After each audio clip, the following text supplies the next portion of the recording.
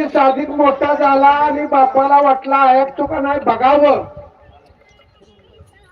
म्हणून सादिकचा वडील म्हणला, अरे सादिक मुझे बुखार आया है, मला ताप आला, मैं बीमार पड़ गया, अभी तुम रियाज करो, कुर्सी करो, मैं सो जाता है.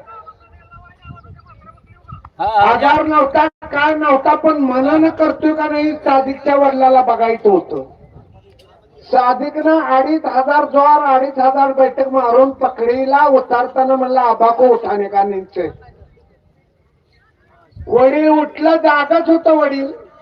अरे सादिक मेरे से पीछे तुम रियाज करता है, कुश्ती करता है, मेरे क्या जरूरत है तुम्हारे को, तुम्हारी माँ का और मेरा टिकट निकल कर दो, मैं पाकिस्तान चल जाता है.